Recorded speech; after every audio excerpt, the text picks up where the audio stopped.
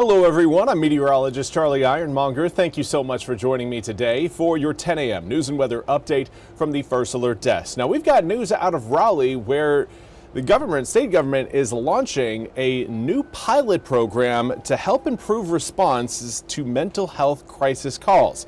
The North Carolina Department of Health and Human Services is investing $1.5 million in Trillium Health Resources to operate a mobile crisis dispatch that aims to directly connect people in crisis with mobile response teams. Now, the program is now operating in 10 counties in North Carolina, including several here in eastern North Carolina. Those are Duplin, Edgecombe, Greene, Halifax, Lenoir, Nash, Wayne, and Wilson counties. The program is managed by North Carolina's 988 provider, Real Crisis Intervention Incorporated. Now, when someone experiencing a mental health crisis calls 988 Suicide and Crisis Lifeline and requires the mobile crisis response, dispatchers will send a mobile crisis team or connect the caller with a provider or other local resources. Now, MC Dispatch is partnering with mobile crisis teams from Integrated Family Services and East Port Health in the pilot counties. Now, officials say the pilot is expected to expand to more counties in eastern North Carolina by the end of April. A news release says the investment is part of the North Carolina General Assembly's $835 million investment in mental health in 2023. To expand and improve mental health care in the state. Now, we also want to turn our attention to the large, massive growing storms that are feeding on a lot of the heat that is spread across the southeastern United States. NBC's George Solis has more on the severe weather outbreak occurring in the Midwest.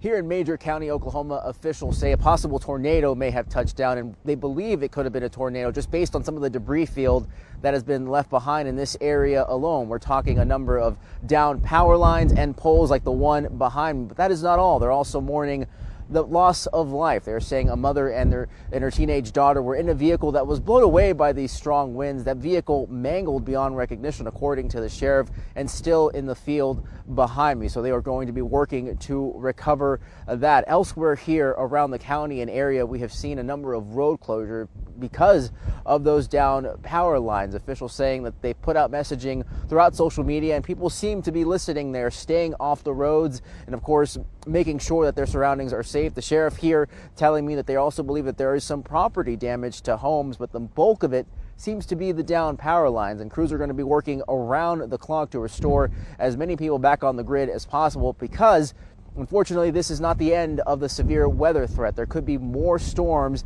that ramp up this afternoon and overnight into the weekend. So officials are bracing for what could be a very busy couple of hours here, and that's on top of some of the tornadoes that we've already seen, and some of the hail, some of the flooding that has hit some of the plains and elsewhere around the country. So again, officials bracing for what could be a very busy couple of hours as these storms begin to fire up. Back to you.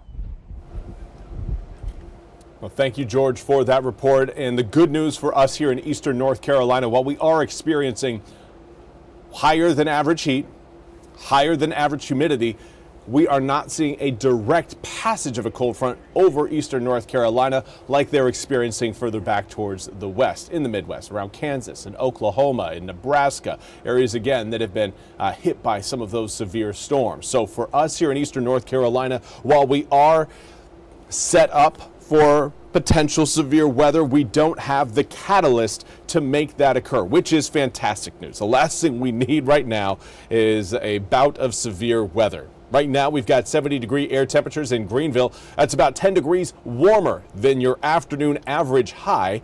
West-southwesterly winds, a big reason why we have seen those temperatures come up significantly. Dew points right now reading in the low 60s. We'll likely end up with a bit of a heat index later on today due to the higher humidity. Many inland areas are slowly creeping their way out of the upper 60s and into the low 70s. We've got our sights set on the low 80s coming up later on this afternoon for many inland areas. Those of you watching along the immediate coast, I would anticipate air temperatures reaching into the upper 60s to low 70s around noon today. Now, everyone again is going to be looking at mostly sunny skies, a southwesterly wind, and those together usually lead to some warmer conditions. Here's what we've got for this afternoon. 80 degrees by 1 turns to 81 between 2, 3, and 4 p.m. Dropping back down into the upper 70s by 5, mid 70s by 6.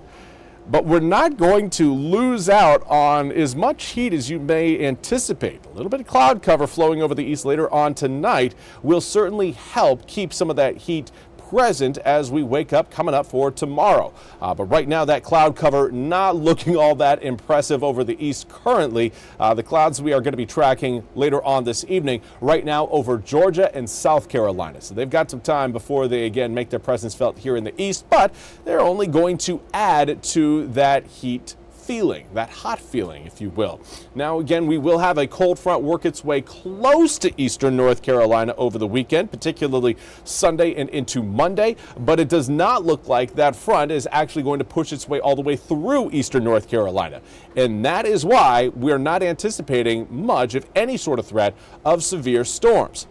If that front you're seeing back towards the west actually push its way all the way through the east, we will be talking again about stronger to potentially even severe thunderstorms.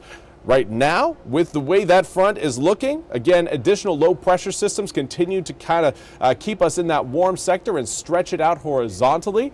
It does not look like we are going to be seeing, again, the same sort of threat of severe weather that they're dealing with in the Midwest. So that is fantastic news. It also means that air temperatures aren't really going to be cooling off much over the next 8 days, at least until we actually get a cold front through eastern North Carolina. That's expected to happen potentially by the time we reach Thursday and Friday of next week.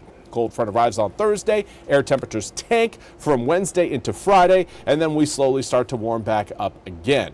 But we are again going to be looking at some spotty thunderstorms for Sunday and Monday.